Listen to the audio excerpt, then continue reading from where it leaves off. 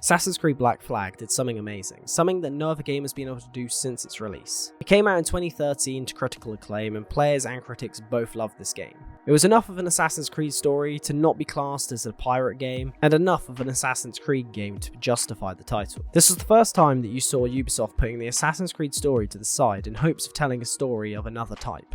You'd then later see this with other games like Origins, Odyssey, and Valhalla. The last two, though, however, made an effort to make sure the Assassin's Creed side of the story was all the way into the corner so that you don't even realise it's part of the game in either one of the settings of either Greece or Viking England. Before this video begins, though, if you wouldn't mind leaving a like and subscribing to see more content like this on the channel, help the channel grow, that'd be great. And with that being said, let's get into the video.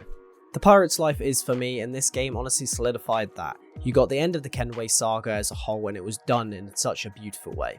Edward Kenway is a character that can easily give Ezio a run for his money, and is probably the best character that we've seen since Ezio overall. Arno comes close, but they let him down later on in the game. He is loved and cherished as one of the best Assassin's Creed characters, and with that, one of the best characters in the whole of gaming. When you start with, Edward is a simple Welshman from Swansea who all he wants to do is become rich and basically ends up struggling in life overall, and he believes that the best way of becoming, as he would put it, rich enough not to struggle is to become a privateer. However, what he meant by privateer was actually pirate. Now, by the time that you meet him in Black Flag, he's already semi-well known in the actual pirate universe of this game, but until the events of the game where he starts to become the man he wanted to be but was truly missing the meaning that he was supposed to get, which he then gets later on in the game. He's doing this out of desire but not following his actual purpose. In previous Assassin's Creed games, you're dealing with characters who end up falling into circumstances which led them into becoming an assassin, such as Connor, Ezio, and Altair.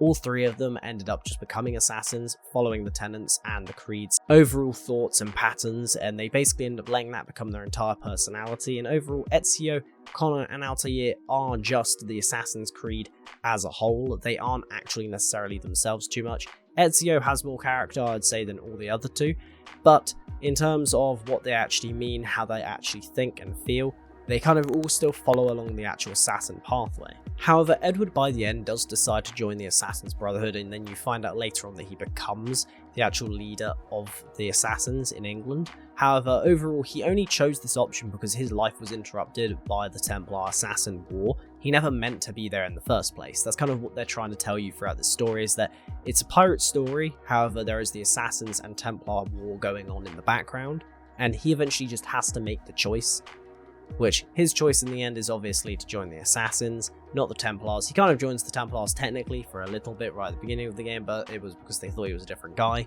But overall, his overall compass and morality is more in line with the Assassin's cause than the Templars. Edward is an assassin at heart, but simply just doesn't know it yet. His life philosophies all align with the Assassin's beliefs. However, his goals of fame and fortune is something that will battle him throughout the whole of the game. It's not until the sacrifices of our characters like Blackbeard throughout the story that Edward starts to think about other people instead of himself. This leads him into the arms of the Assassins, as he deep down was wanting to just help people. By the end of the game, he is someone who has a purpose, a lifelong mission that has now been taken onto him with full responsibility. He's no longer shying away from the fact that he was meant to be a father and he was actually going to have a son as well, Haytham. This game is one of the few Assassin's Creed games that didn't end up getting tons of hate upon release, even though it wasn't an Assassin's Creed game fully. It has some Assassin's Creed elements in it, however most of the time you are just playing as Edward the pirate, not as Edward the assassin.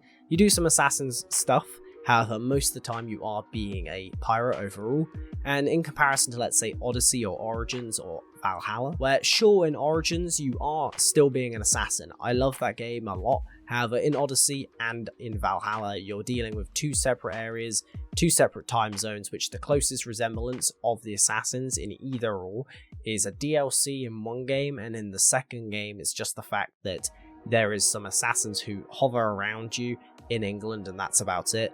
The other closest resemblance to an Assassin's Creed game is just simply the fact that there is Templars in the game, but they aren't called Templars yet, because for some reason they aren't. They just kind of tell you that they just are called Ancient Ones or Hidden Ones, and that sort of thing instead of giving them the proper names of assassins and Templars.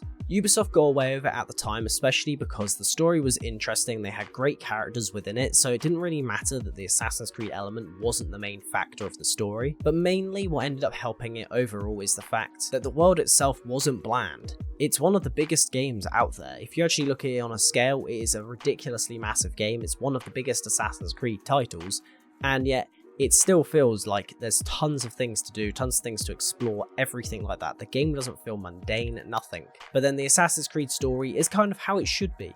A lot of games that are within the Ubisoft kind of realms, so for example Watch Dogs, technically it's still within the Assassin's Creed world. However, you don't really see any of the Templar assassin stuff going on within Watch Dogs too much. You kind of get a glimpse at it in Watch Dogs 1, and then in Watch Dogs Legion there's little bits to do with it.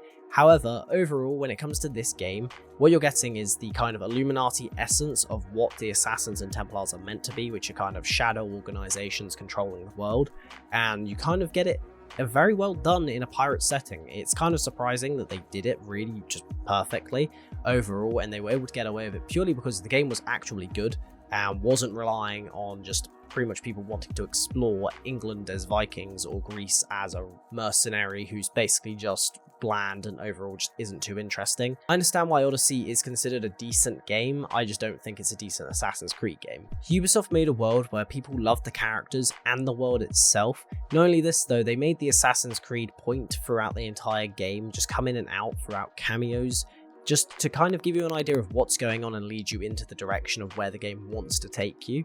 And it was done in a way that allowed them to get away with the Assassin's Creed title instead of games like Odyssey or Valhalla, which both of them don't really obviously have too much connection to Assassin's Creed. I'd say the modern day in both those stories is the only thing that keeps it close to it, but overall I think that they did such a good job in allowing the story to still be told, but also give you a completely different narrative than any other game. With that all being said though, I hope you guys did enjoy this video. If you did, make sure to leave a like, do subscribe to see more content on this channel.